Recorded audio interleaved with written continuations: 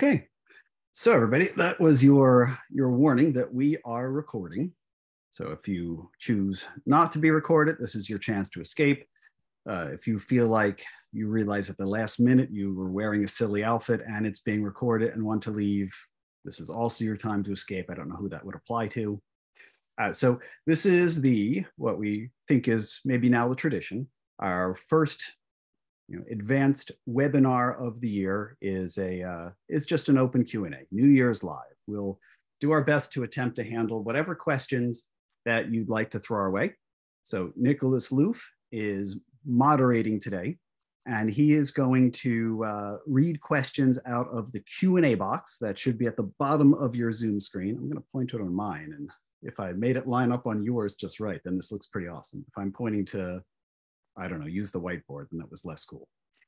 So we had, what did we have? We had something like 15 or 16 questions emailed to us ahead of time. So we've got some fodder to use to make sure that we don't end up with, just dead air and whatnot. But I really encourage, we'll hit the ones that people who are actively here listening for sure ask us first, and try to keep it going from there. I'll generally be using 10.81 to answer questions. Or maybe it's actually, sorry, I've updated to 10.82 because I'm on a Mac. Anyway, so Happy New Year to everybody. I know we're a few days removed from actual New Year's Eve, but since this is the first, this is New Year's Eve Live, the first advanced webinar of the year, I've done my best to dress in my multicolor New Year's Eve party outfit. So here we go, make it exciting. Unlike New Year's, though, I guess, tea with lemon instead of champagne. All right, we are at 3 after. So that might be a reasonable time to get started. I'm going to share my screen. All right. And what question do we want to start with, Nicholas? All right, so there's no question in the chat for now. So let's start with the recorded one, the one that was sent to us. The first one is, what is a plugin and how do I get one? Yeah, I saw that one come in. Might as well get the toughest one out of the way right away. Okay, so what is a plugin is we've got a series of extra algorithms that you can use to extend the functionality of FlowJo. So people are always doing brilliant research in our field, and we would love to bring that research to you as soon as possible. Frequently, the quickest way to do that is by developing it as a standalone tool and allowing you to link it to FlowJo via the plugin architecture. Okay, so what that means is then under the Workspace tab, you'll see a Plugins menu. The type item there is the FlowJo Exchange. And when Google fires up, we will see the FlowJo Exchange. And it's basically a free repository of a bunch of extra tools. If I scroll down, each one of the cards here is it's an algorithm. It does one specific thing. We try to explain what it does on the card. Sorting controls and searching controls on the left, we could go to FlowJo, and then you could pick a particular type of algorithm. We could say quality control, for example, and it'll just display the algorithms that have some kind of relationship to quality control here. Click on any card. You get a description of what the algorithm is, who the authors were for both the actual algorithm and turning it into a plugin that plugs into FlowJo, and a link to the citation in any case where this is a published work. Roughly, I think half to 60% or so are published work that we've worked with the author to make available to you. Because frequently the author worked in something like R or Python, a lot of plugins require some kind of additional software, R, for example, to be able to run, because we're essentially just going to call the author's original program, run it in whatever environment they wrote it in, and bring it back into FlowJo and show you the results. So you won't need to use R, other than perhaps you may need to initially configure it. The general plan for these things is just hit download. I want to point out that this particular item also is a part of the bundle. in an effort to remove the necessity to install and configure R in a computer for a bunch of, they say, the 6 most popular R-dependent algorithms. We put them in the plug-and-play bundle. So FlowAI, FlowClean, FlowSum, CytoNorm, Index, Sort, and Violin and Box, you can get as a bundle that self-configures the R. If you hit download here, it will take you to a page that asks you which operating system do you want to download it for. The trick with the bundle is that every time Mac releases an update, they change the security approach and so forth. And so we have to make a new version of this that, that is allowed by the particular operating system's restrictions to install and configure a program, R. So we're still working on the one for Ventura, coming at some point. And we're up to Windows 10 for PC. So sorry if you have an 11 or you're beyond Big Sur, you'll have to get those plugins individually and do the configuration. With the plugins, once you have downloaded it, downloads, where'd FlowAI go?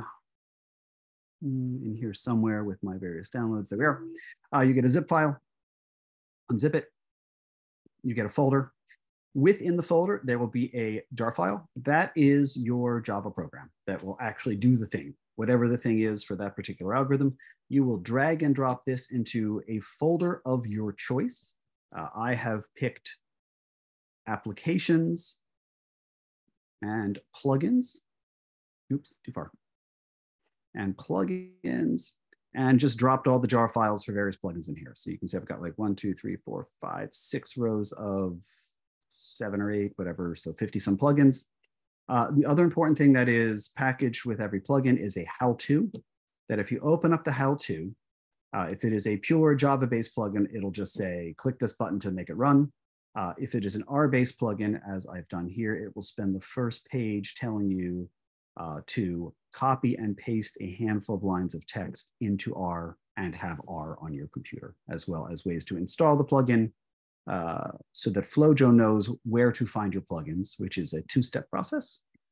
First step, go to your preferences and diagnostics, point at where you've put the plugins. So mine's in my application folder. If you're using an R-based plugin, and you don't have to do this if it's the plug and play bundle, but for anything else, tell us where R is. Step 2, restart FlowJo. Every time FlowJo starts up, whatever is in the plugins dropdown appears in this, in the plugins folder you pointed to is in the plugins dropdown list. So it just automatically populates here, and anything you've put in there, you can now run. One last trick, a handful of plugins are what we call a workspace plugin, meaning it does something to the whole workspace if you generally hit the save or open button or something like that. To use a workspace plugin in a given workspace, you would click first add workspace plugin, and whatever is a workspace plugin would appear in this list here that you can then use. That again generally does something when you save, open, load a template, something like that. Okay, the rest of them are what we call population or node-based plugins, and so they will be grayed out until you click on the data file you want to apply them to, and then you can run them. So that is what a plugin is. Extra program, how you get it is go shopping. They're all free, but it's still fun to think of it as shopping. Everybody likes to go shopping, I think. And pick out, free shopping the best. Pick out the things that are useful to you, download them, pop them in a folder of your choice, and tell FlowJo where that folder is. In general, your categories of plugins are visualization tools, so ways to understand perhaps clusters, understand summary populations, and so forth. You've got clustering algorithms so that you can essentially auto-gate data. You've got quality control for things involved in cleanup or comparison of data.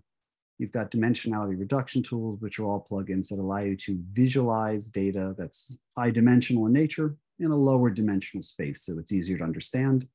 And then utilities is essentially our miscellaneous, which has things like the Hyperfinder tool, which allows you to recapitulate a complicated population, such as one identified by clustering, in a way that you can then sort on. And then many others. Again, miscellaneous is a large category, so it's got a bunch of stuff in there. Okay, question 1. Question one, related to question one, maybe because you download Flow AI, says, what's the difference between Flow AI and Flow Clean? And I'm gonna add Peacock because it's the same category. Gotcha. So the biggest thing I want to say about let's just show pictures because, you know, this is a live webinar and that was visualization. I just clicked on quality control. The biggest thing I want to say about Flow AI, Flow Clean, and Peacock down there is that they're all really good. And all of them are better to use than not using an algorithm or going by hand in trying to do the cleanup. So the idea behind these cleanup algorithms is that as you're acquiring data, we expect the parameters you acquire to be relatively consistent across time. And if they're not, because we know that the cells don't self-organize in some manner within the tubes, then we want to see if we can remove the places in the acquisition where there was great variability. Okay. And that variability can be either, well, it depends, but we can imagine that there might be a variability in flow rate, that the same number of cells roughly pass through consistently through the experiment. It could be in your signal. So the signal for each and every one of your fluorescent parameters should oscillate a little bit as you get cells of different sizes and different binding affinities passing through. But if we average the signal that we get over however many cells pass through every, I think the default in most of these algorithms cases, like a 1/10 of a second, every 1/10 of a second. So you're not just looking at one cell at a time for oscillation. There's some built-in smoothing via the averaging function. If we average it over time, we shouldn't see trends. We shouldn't see the data just getting brighter, just getting dimmer, huge spikes and so forth. And then we can also check to see, you know, how many events, depending on which algorithm you use, actually go off the dynamic range of the cytometer. Either we're too bright for the cytometer to accurately measure or too dim. They're just triggered and that's it. So in the bottom bin or the top bin of a given parameter. Doing that by hand is arduous. Doing that using an algorithm is a relatively painless process that all three of them just result in a population of FlowJo called good events. You run it, 30 seconds or so later, you've got the good events, you move on. I personally like Flow AI the best in that it checks for all three of those measures I just mentioned. And it produces really nice reports too, but all of them work in about the same way. They're all going to look definitely at signal stability. And Peacock is new and interesting in that it actually will go through and it will use a bit of essentially clustering, like an isolation tree, to try to connect the events that were bad and take them out. And it's again looking at the signal stability just in a bin space to try to figure out which bins are unreliable and takes them out. Of note, it is the only one that is best used on compensated data. Both Flow Clean and Flow AI are best used on uncompensated data. We're just looking for consistency, so theoretically you could use it on either comped or uncomp data. Should work the same in each, but just in case there was a compensation issue that somehow affects, you know, the readout across time, why convolute problems? Why don't we look at them one at a time and just look at uncompensated data? So again, main point, take your pick. They're all really good. Use one of them, whatever fits best into your particular workflow. But my personal preference, Flow AI. I will mention that if you read the Peacock paper, it will mention Flow AI is inappropriate for some cases where you maybe don't use it on mass cytometry because it doesn't really have a flow rate per se to check. There was an option in Flow AI to just not check flow rate, so it's fine. And there's also a mention that it will gate out, you know, all the events before or after some kind of change point where there's a big spike in the data. There is an option in Flow AI that allows you to simply remove the 1 second or whatever where some outlier happened if the data returns to baseline state. You know, each paper argues that it's the best one to use. Temper your reading. I like them all. So we could also demo the use of one or all, but I guess let's see how many questions we have. I think, is that specific question was, tell me the difference between, implying perhaps that the user or the asker of the question was familiar with the concept of doing cleanup and maybe running it. So we'll stop there for now to try to cover more questions and can always cycle back if we end up with time at the end. Fair? And you can use the chat and the Q&A box to both complain, ask for something else, etc. So related, I think Well, what you just say, using compensated versus uncompensated parameter for t-SNE or the plugin. So what should I use, compensated or uncompensated? Gotcha. For almost every plugin, you're going to want to use the compensated version of the data. The exception is the two cleanup plugins that I mentioned that should use uncompensated data. For basically everything else, let's imagine dimensional reduction, clustering algorithms, etc. Those algorithms are actually going to work on the scale space, or so I should say the bin space. We've binned up the data into like 4096 bins and adjusted the scale to hopefully trim off some of the white space and the edges. And they're going to try to find the maximal differences in data in that space. So if you've compensated it, you've done some subtraction of noise, you visually separate the data, your clusters will be more distinct, your dimensionality reduction parameters will be more distinct and so forth. And you'll get the results that make sense with the data as you would normally look at it, which is compensated. And so that's just the best way to go for, I can't think of anything else offhand that would work better on uncomped data outside of those two quality control algorithms, and not even all three of those, right? So yeah, compensated data. And then as the tack onto that question, adjusting your scaling prior to running any of those algorithms is it's a good way to make those algorithms work as best as possible to really maximize the impact of the algorithms. What most of them are trying to do, if you're doing anything that's clustering, visualization, dimensionality reduction, is show you the difference between biologically relevant phenotypes. And so if you're using the full bin space and data go all the way to the edges and they're as separated as possible, just to say, if you've used all your space as opposed to leaving a whole bunch of white space in that squishes it all together and indicates to the algorithms that these populations are more similar, you'll get a better outcome. Okay. Shall we go next? Yeah. So next, June, I'm gonna reply on the chat directly. Next, where can I access the spillover spreading matrix in FlowJo? Okay, I do see the chat is beginning to fill up. All right, spillover spreading matrix is an element of compensation for FlowJo. And let's just get some comp controls in here. Comps.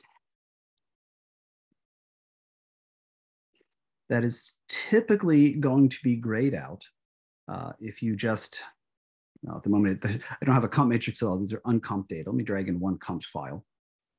Grayed out if you just drag in an acquisition, data with an acquisition defined matrix. So boom, okay. Grayed out. The reason for this is that it's the SSM, spillover spreading matrix, a measure of the impact of spillover, how much spread is introduced into the non-primary channel from the primary channel for any given pair of parameters. And we use actually the populations that the compensation wizard identifies in FlowJo to figure out what's the negative population, what's the positive population. And so having just brought in a matrix, we're unable to determine it. However, if we do compensation, and we will just go with the simplest possible route. And this, I want to try to get some deader cells in there. I like it. Okay, move the universal negatives, check to make sure everything's on scale. A little bit off scale. Let's fix that guy. So, okay. And view the matrix. SSM will be lit up. You can click it, you can display it, you can export it if you want. And I think importantly, it's a measure of the goodness of this panel that has some more useful rules of thumb, I think, than the spillover matrix. So if I just look at the spillover matrix, there's not really any value that I would look at and say, well, that's just wrong. If you've got 100% in there, it just meant your secondary detector has the same amount of contribution of fluorescence from a parameter as what you've deemed your primary detector. And especially as we go spectral, totally possible. it implies that perhaps better panel design could be achieved and you could get better results with less spreading and so forth, but it doesn't mean it's wrong. It doesn't mean you have to worry about that. We can compensate that and work with that.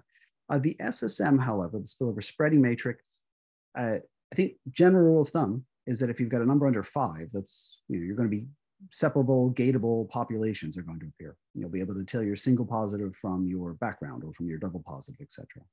And that whole range of like 5 leading up to 10 is increasingly sketchy, but maybe you can use it if you hit double digits. It's probably just unusable. The other place this is useful is that you can gauge the impact of, of your panel of a particular detector or a particular dye by looking at the sum, either of the contribution of a dye or into a detector. So if we look across and one sum is particularly larger, ooh, that one's much, much bigger.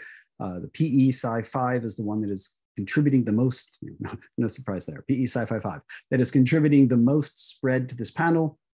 If I was going to replace one parameter, maybe it'd be that one, depending on what was available and so forth. And then if I look down at the sums at the bottom, I would say which detector, and PE Psi 7 detector here, is the one that's most loaded. Is it overloaded? I don't know. Perhaps I could offload a color from that's being detected primarily in this detector to somewhere else in my available array. And so that's what SSM is, where you can find it, how you can show it, how you can calculate it, and what it's useful for. I will mention that if you've used AutoSpill, which I just did here, AutoSpill is a compensation method that doesn't use gates. And so what we're doing here is auto spread that does a little bit of approximation of where the positive and negative population is to give you a SSM directly comparable value. Okay. So that is SSM. So going back on the cleanup file, what would work the best for unmixing files from the spectral cytometers? What would work the best for the cleanup. Cleanup. So like talking which algorithm, flow AI, flow clean, etc. I don't know that there is a particular difference. We're still just looking for consistency across time. The fact that you are collecting in more detectors than you have measured parameters, I don't think impacts consistency versus time. So perhaps if you want to work on the compensated data directly, then Peacock would be the one to do. If you've only brought in your unmixed data into FlowJo, Peacock will handle that. Even generally there, we've still got the raw data underneath the covers, even if your compensation matrix has come with it. We do have that information, and so we can use any of the other algorithms to look at each of the different signals across time. Right. So staying on composition, what are the differences between all the composition method in the composition result? Sure. Let's go back to it. I do feel like a lot of these questions, like typically if I've decided to talk about them, I've prepared slides. This live thing means we'll do a little bit more waving of the hands and so forth. Okay, essentially you've got 2 choices that you can make, and you can use them with each other in any combination. So you can either do traditional or AutoSpill as your spillover algorithm. Since the other options were spectral or traditional, I tend to use the word ye old compensation for this particular spillover algorithm, trademarked by Sabine Iveson at a CAN ACS meeting quite a while ago, but I love it, so I'm going to keep using it. So essentially, what we're going to do here is try to figure out what our target function that we're going to try to minimize, in this case, is going to be. And in traditional, what that means is I have 2 populations. I have a negative population and a positive population per color. And so for PE Psi 7, let's go back to traditional for a second. And I don't know, let's see. So we've got a negative, we've got a positive, and I could draw gates on it or drag the universal negative back in. I think you can see that population there. It's fine.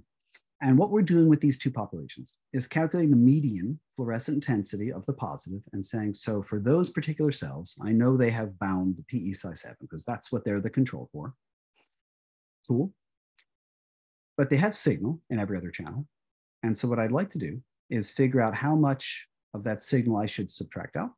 And so the negative population is used as my reference point for where do I want to subtract to. It's not going to be zero.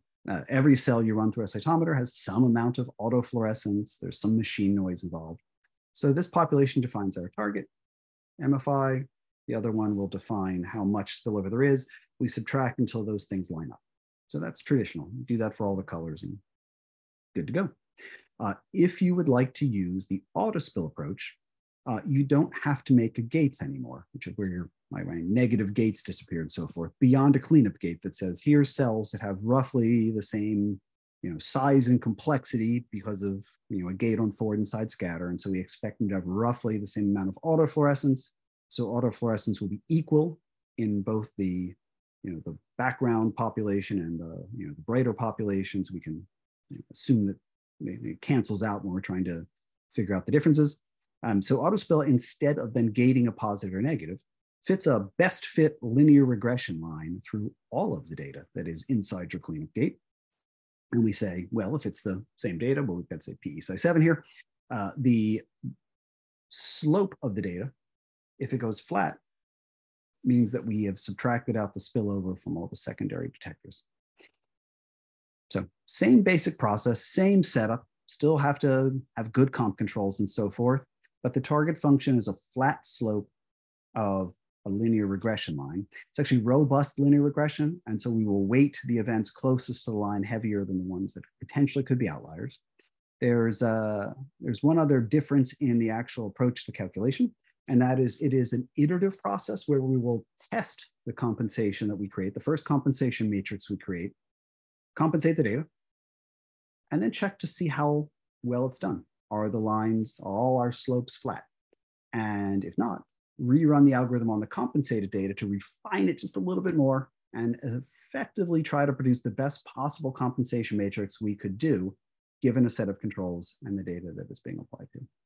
So nice iterative process, ensures pretty good compensation. One difference in the application is that whereas the traditional method or ye old method relies on identifiable populations. You have to have a nice clear peak for us to identify the positive and the negatives.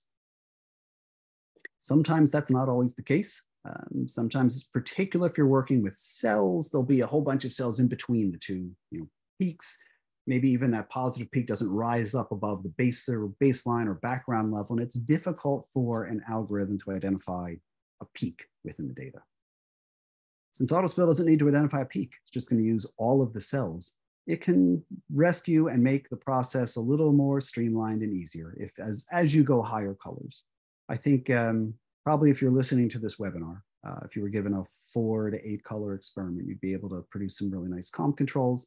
As you get towards 20, 30 colors, etc., it's just the way of the world that there'll be 1 or 2 that just aren't perfect. And autospill can help rescue those. Makes it just a little bit more forgiving. It also makes it a lot more possible and easy to use cell-based comp controls. So I think most folks agree that cell-based comp controls are, at some point are preferable in that they match your data more closely than bead-based. But bead-based are nicer in that they have clear peaks. And so if you feed those to an algorithm that has to identify clear peaks, the algorithm, like the London Flowage, will get it right 99.9% of the time. It'll find something like this and gate. It'll be terrific. Gating on data, especially where the peaks are a little more sketchy, there's a lot more manual work in trying to make sure it looks good, it's got the right peak, it finds it, etc. Given an algorithm that no longer has to find peaks, tilts the equation back maybe in favor of using cells again. Assuming you don't have a very precious rare cell population that's needed, you could always, again, use other cells that will bind brightly to whatever the antibody it is that you're looking at, since this is the control for the color. So, just a couple things to consider. You can also use this tool to do a little bit of autofluorescence subtraction, in that you could feed in unstained cells, and we can see what the line of the best fit line looks like. And if it's not flat, assume that is the contribution of autofluorescence. It's a so-so approach. I think the entire industry is trying to work on improved ways to do autofluorescence subtraction. It'll essentially calculate the autofluorescence contributed by whatever cells you point it to, And so if you've got a whole bunch of different cells in your exemplar tube, you would get the average autofluorescence, which doesn't seem optimal. So if you want to do it on a per cell type basis, you could do so. At the moment, that requires multiple compensation matrices, which is less than ideal. If you've got a specific type of cell, though, that you're running the experiment on, that would actually work pretty nicely. So up to you there. So those are your two choices in terms of what spillover algorithm to use. And then you can either go spectral or traditional. And so traditional just means we are going to expect to find one detector for every one of the parameters that you have, and that'll be that. There'll be a primary detector and secondary detectors. That's it. And so you will end up with a square matrix at the end. If you choose spectral, then we will have more detectors than we will have colors. We'll collect all the signal for all the colors, and we kind of do that anyway with traditional, but we will, just assume that you've got signal from all the colors all the way across the spectrum and do the entire spillover, like essentially holistically. When you hit the parameters button and choose parameters, you can tell us which parameters that you're using. Like maybe, here's a great example. In this file, I've got one that's called blank. I didn't add a color to that particular, or I didn't add any control for that particular color.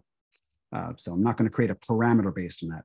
But in spectral, I will still use every detector all the time. Okay, and then you'll end up with, if I turn on spectral here, and let's stick with auto spill because I didn't actually make gates. If I say view matrix, you will end up with a rectangular matrix then, since we'll have a different number of detectors versus colors. Okay, and so you can mix and match them. Auto spill can be used, as I just did, with spectral because it's still just the target function that we're using to compensate on, essentially this selection of detectors. Okay, I think those are the primary differences one might get. And then you can also compare matrices, I should mention, by just highlighting two matrices. This becomes the difference between the matrices, and then we just use the colors of the matrices in a plot here to show you where you might see a difference. And I should also turn off the overlay uncompensated so there's not three things there. So what this is showing is that doing auto spill in FlowJo, you end up with essentially the same matrix as you did by doing the traditional method on Diva, which is where the acquisition was created. All of our difference numbers are either 0 or maybe 1. You see no real difference in the data. Doing spectral comp using auto spill and using auto spill, if you just left the one blank parameter in, you've got the same number of detectors as you've got parameters in this case, so there's literally no difference whatsoever. If I would have turned off one parameter, maybe I would have seen a smidgen of difference. Okay, and that is the primary differences between your algorithmic choices in FlowJo. And I think I'll just answer the typical follow-up that goes along with that. Is it better to comp on the machine? Is it better to compensate afterwards? And the answer that I always give is it's up to you, whatever fits into your workflow better. In the past, I would have said I prefer to comp on the machine and that you embed your compensation matrix in the FCS files so it can never be lost as long as you have the FCS file. Never have to do it again, can drag it into as many workspaces as you want. Probably makes it a little easier for some record keeping. The addition of the auto spill algorithm into FlowJo perhaps changes things a little, particularly if I've got a lot of colors. There's some niceties in doing your compensation in FlowJo after the fact, in that it's holistic, pointed at all the colors at once instead of going through one at a time. I mean, you still have to do the setup on the machine and making sure your comp controls are on scale, but anyway, really up to you. You should get identical numbers as we just demonstrated by doing this. Right, okay. John, so related to what you just said, I think you answered it already, but what is the negative control and how do I know which compensation matrix is better? So how do I know which compensation matrix is better? If you want to look at your spillover spreading matrix, you'll just get a raw measure of which one has less spillover spread. So you can even look at assuming that you're comparing two things with the same number of parameters, because obviously if we just sum these things, you'll get a bigger number for more parameters.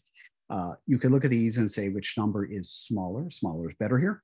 You could also look at perhaps you will have a set of key interactions that are actually much more important than the overall SSM number.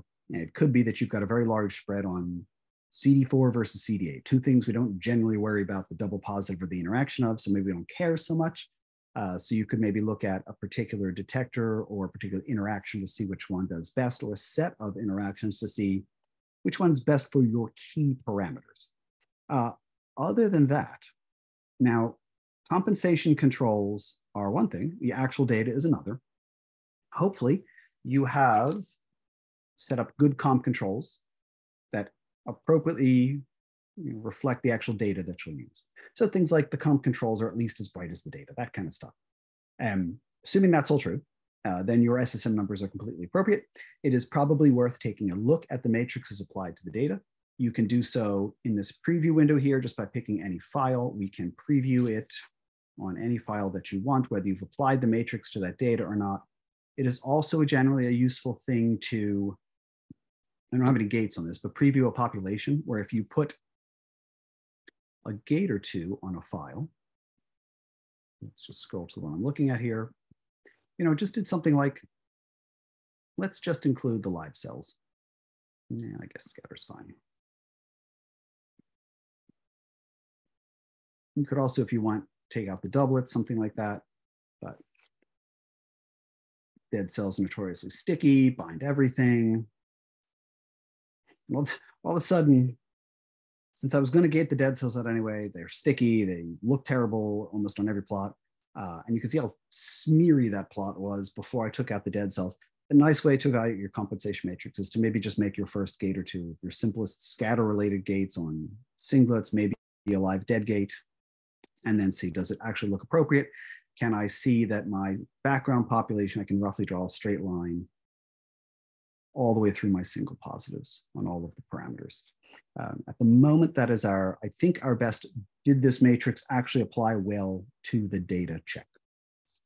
You could also, if you wanted at any point, look at MF5, what you are pretty sure the single positive population versus a background population, but I think the eyeball method is okay, assuming that the comp looks good, the spillover values are, whatever, not thousands or some crazy number that indicates just a parameter was assigned to the wrong, to the wrong control, etc. And then our SSM looks all right. Cool. All right, and so my compensation matrix is slightly off. Can I edit this matrix in FlowJo? You can. If you hit the edit button, you will get this warning message that says something to the effect of don't do this. If you say I'm doing it anyway, we will make a copy of the matrix and then you will see all these numbers on gray. You can just hit the up down arrow or type a number if you Swami style read the future and figure out what the number should be exactly. You can see I've now slightly overcompensated that. So either way is fine. Maybe a little more dramatic result if I go the other direction. Okay, so you can do that. The don't do this warning is effectively our way to try to persuade folks who aren't experts from getting into the bad habit of trying to look through a comp matrix and making every single one of these plots look perfect, because what you're really telling the matrix when you change these numbers is that there was less of one color and more of another. Like the signal is the signal, we've measured it. So where did that signal come from is what your spillover matrix is attempting to annotate. And so if there's less of one color, more of another, then you're really affecting entire rows and columns at a time. And so it's totally possible to make one plot look good or better and 10 more plots look worse. The first place you should look at is going back to the comp controls to make sure everything went fine in the setup of compensation, that all the controls are assigned, to the right parameter. Your cleanup gates look good. Your data's on scale, all that kind of stuff first before we go messing around with the matrix. That said, the tool is built in so that you can, because there are definitely experts out there who will say, I've got a GFP that is really tough to actually get an appropriate control for, and I just know I need to change it 1 or 2% or something at the end every time. If you've got that level of expertise, then you have the ability to do that. And we also preserve your original matrix all the time so that if you decide that you don't like what's happened, you always go back to the original. It's there. Worth pointing out as well, that, let me just collapse all here for a sec. If I've compensated with a matrix, let's compensate with the red matrix, and then I choose to edit it, you can see I've immediately switched the compensation applied to this file to the copy, so that any change you make, we will immediately propagate to the data. You can always revert just by picking another matrix and dragging the M back to it. And then here's our controls for cleaning up some of the additional matrices, the minus down at the bottom, the plus to add an identity matrix, the two overlaid rectangles to copy one as a starting point. Okay, next question. Question from Anna. Is it just a glitch on my system, or Flojo does not allow you to type a negative number into the matrix starting with minus? Correct. Flojo does not allow you to type a negative number, but clearly looking at my screen, it allows you to import a negative number if your acquisition software allowed for it. So yeah, it's a good question. Essentially what that comes down to, and sorry, I've still got this blank parameter. I'm just going to hide that for the time being, is that had one large negative number in it. Generally, we should see small negative numbers, and this is understandable in that what the matrix, so what the math is trying to do in creating this matrix is figure out MFIs to make them bounce if your data is slightly skewed, which can happen. You actually will essentially uncompensate or reverse compensate by adding a small negative number. You could replace all of these small negative numbers with zeros. It would make no impact in the data analysis, in that there is just, more photon counting statistic are imparted in this than this tiny difference of like a 0.1 in a compensation matrix would impact the data. So it's up to you. We do allow negatives to come from like the EVAs and so forth, just so you have the same exact matrix. We don't want to modify original data. In terms of should we allow negative numbers if you actually want to attempt to enter them to get beyond, just flat line, I'm happy to hear opinions. We haven't thus far. We're working on Flojo 11 now. It's, I don't see why not, other than perhaps maybe it'd be weird to have large negative numbers. So okay. Anna, we can chat if you've got a strong opinion on that. She added a comment, but I'll let you read that. Yeah. After. All right. So other subject. I have 3 experiments run on 3 different machines. How can I normalize my MFI? Oh, great. All right. That is a scary question. So it points to one of the larger deficiencies in our industry in general. It's that there is no like ground truth, perhaps, in our numbers. If you collect the same tube on 2 different machines, you'll get different intensity values, as intensity is a dimensionless property. So the best thing that you can do is that for experiments you can control, different runs on your lab, you can attempt to QC your machine, and you can attempt to set the voltages so that you end up with background at an exact same spot on every one of your experiments and get all your data in the linear range. And we don't have to normalize. If you have to normalize, there are options for doing normalization. They're all plugins for us at this point. The most popular, perhaps, is CytoNorm.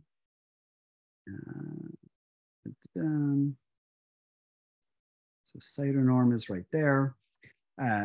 Essentially, as the illustration on the icon itself says, if you feed it a equivalent sample from each of your runs, whether that's across time or cross cytometers, whatever, and say this is normal, healthy, etc., it will assume then that the distribution of all the parameters on a per population basis should be the same. It uses FlowSum as a way to identify populations. So FlowSum is a clustering algorithm. And so it says, okay, you'll have these 10 populations I identified by clustering. We should stretch or skew the data using a cubic spline function to make sure that the distribution is the same for all parameters. It'll keep track of what transform was applied on a per run basis to make them all the same. and then apply those transforms to the actual data, which we don't expect to necessarily be the same. So we just take the controls transformation and apply it to the rest of the data. The reason I get scared when answering this question is that methods like this are a little risky, in that it is possible that you will normalize out your real actual differences and lose the result of the experiment. It also tends to be that stretched and skewed data looks a little stretched and skewed. It doesn't look like we expect it to look all the time. It can look a little boxy, or you can see some pile up in odd places and so forth. It can sometimes give reviewers pause. So there's that. There's another algorithm. I guess we have not put it up yet. I thought we were either about to or had. Okay, where we'll do mutual nearest neighbor normalization. So that is essentially, that'll come up soon. An alternate approach that says, what if we identify the group of cells that are mutually the nearest neighbors and assume those should line up, and then just like shift the data to make that happen. So mutual nearest neighbors, and that if you take a cell and say, what's the closest cell from one run to another to that cell, and you go, okay, it's that one. But then that's not true for the other cell pointing back, then perhaps those aren't truly neighbors. So as long as they're mutually the nearest closest cells, we can say, okay, these are probably the same population, and that we can do some just shifting of the data to line those up. It's a little more gentle than cytonorm. Definitely depends on your results being comparable. It does not depend on you having the exact same populations in every sample, and it does not depend on you having prepared a special control file each time to do that normalization. As long as some of the populations match up, it can assume what the shift was in any given dimension, apply that holistically. So that's the answer to that. If you can avoid normalization, yes. If you have to do normalization to do direct comparison, you can do so. The alternate approach also has always been to produce statistics on your experiments that are relative to the background population. And so we like to measure that as like a subtraction or a difference, as opposed to a fold increase, which is a division process. Just to say this was, like 100 units brighter than background in this experiment and 200 brighter in this experiment. So look, there's a big difference, rather than a fold increase where a difference of like 0.1 or worse, 0.01 in backgrounds, when you divide by that, could produce what looks like a massively significant change in the positive population's intensity. That's nothing really but rounding in the low end. So I hope that answer is good enough. It's a little unsatisfactory to me right now, in that I would like to, one, as a best case scenario, see better standardization across our industry. And there are folks working towards that. So, and two, maybe perhaps have a more uniformly agreed best normalization algorithm. All right, we're down to 12 minutes left, Nicholas. So make sure you hit up the questions from the folks who are here and pick winners out of the list of the ones we have in the backlog. All right, so let's talk about what's the BDRC button? What is the BDRC button? Well, thank you for whoever asked that. That is asking us to promote our own other software. I will just take a moment to say it's the button at the end of the row in like 10.8.1 or 10.8.2. It is now live. The BDRC is the BD Research Cloud. It is a place where you can, I have to sign in here. It just uses your FlowJo portal account.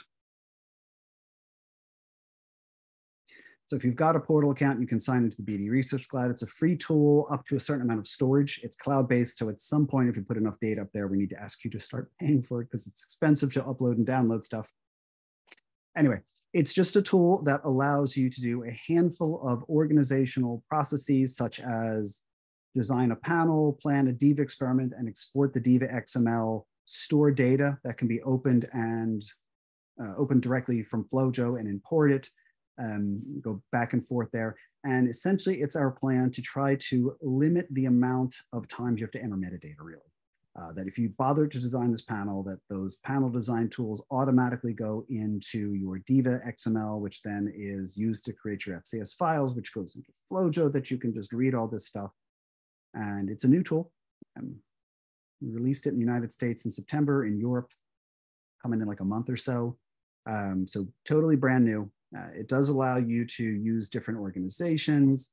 that allows you to bring different people into each of your organizations and give those particular users specific permissions about what they're allowed to do. So there is some control of who can see what. It allows you to share amongst collaborators, etc.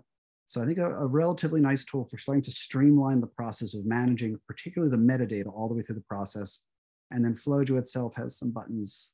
I have to stretch this out a little wider and put the navigate panel band back on.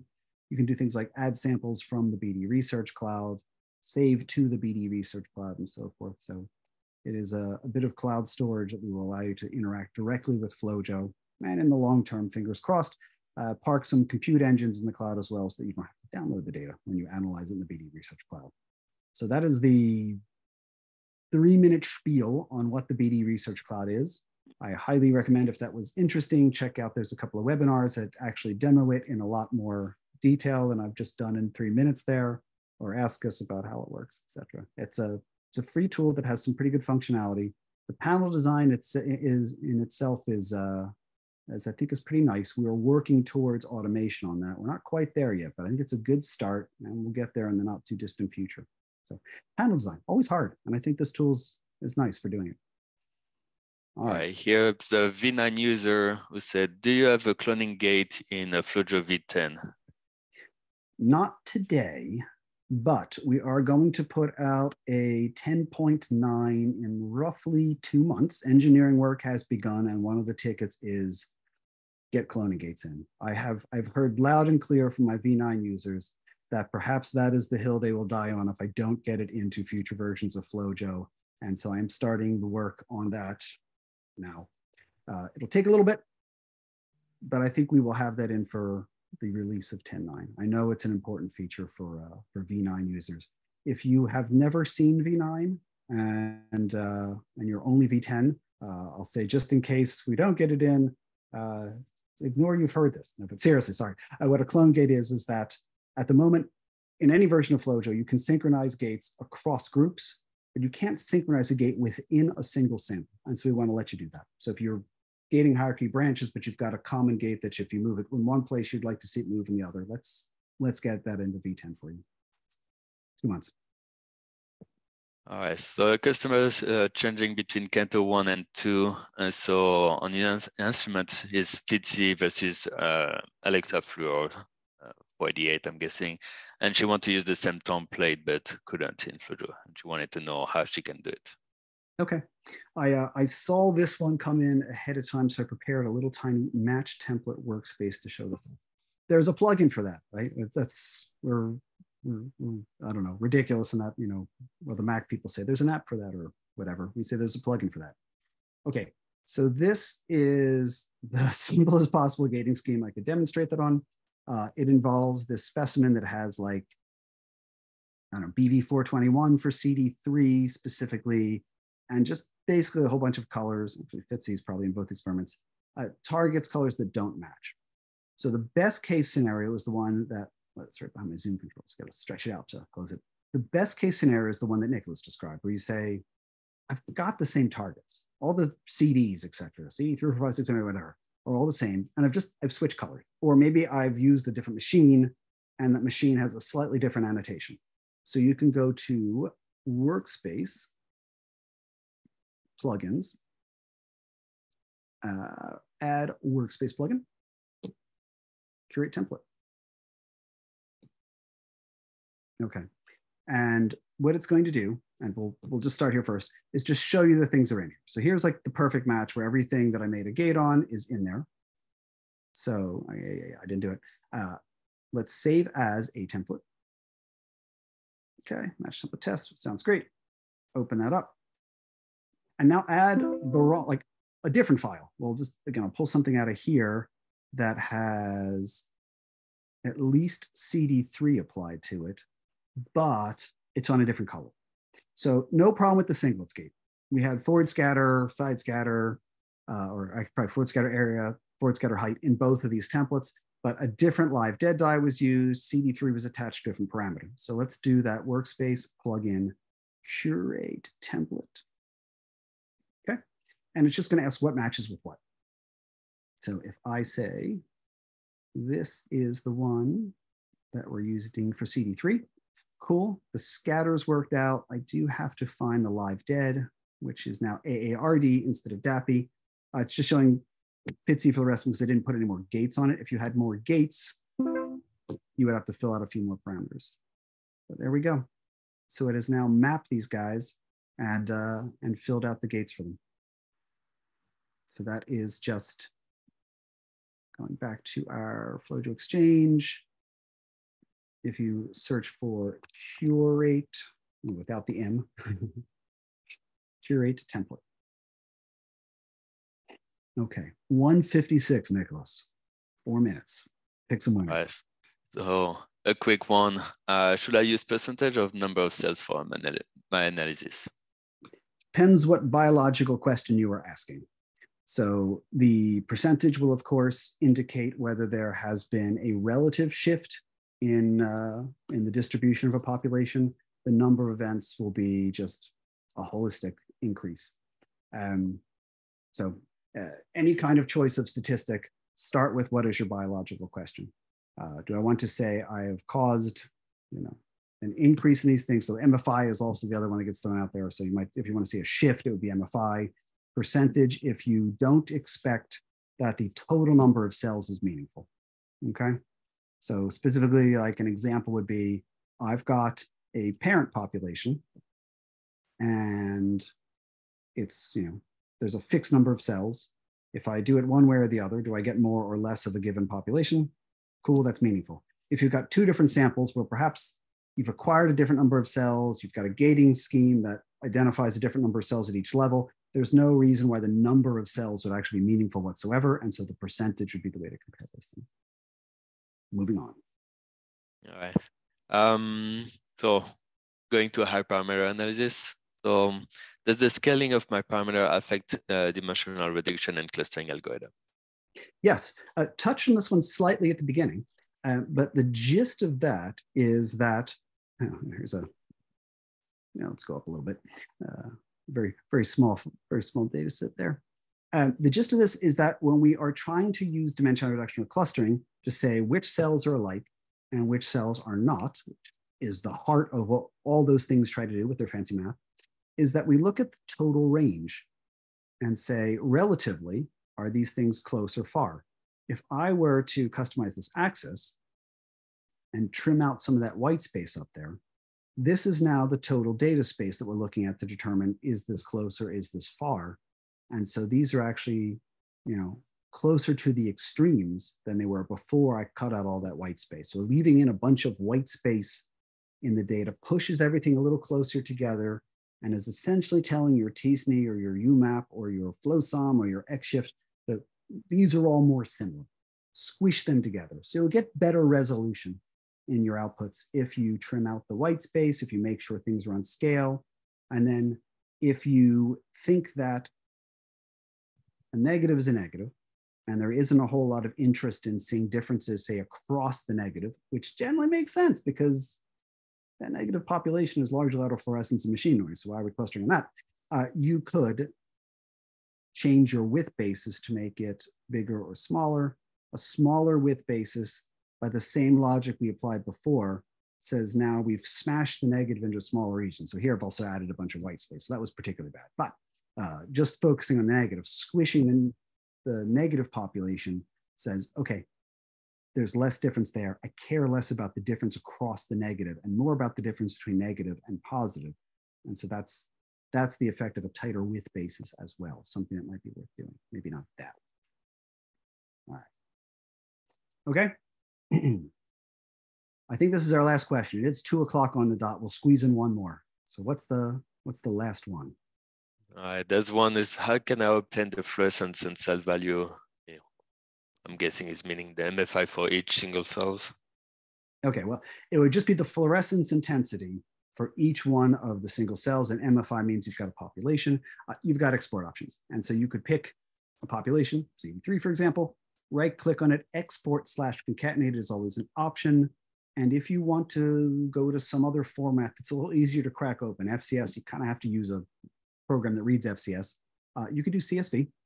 And you could pick either scale or channel values. You will generally want scale. That's going to be like the 10 to the fourth kind of value that shows the actual intensity of the cell. Channel is what bin was it in from 0 to 496, 495. So scale values, do you want to include the stain, the parameter, or both? Generally both. And pick a place to go, hit export, and you will get a spreadsheet with each individual fluorescent measure for all of the parameters. That's all there is to it. Okay, with that, why don't we wrap this up? I thank you all for attending this webinar. I thank everybody who posted a question. Love to have an active audience. We got a lot of questions there, so that was terrific. If we didn't get to any of your questions, I can be reached at john.flojo@bd.com. We're going to just put that up on the screen right here. John, we should make that bigger at some point as well. Sure. .flojo@bd.com. Write me. And I will get back to you with answers as soon as I can. So Happy New Year.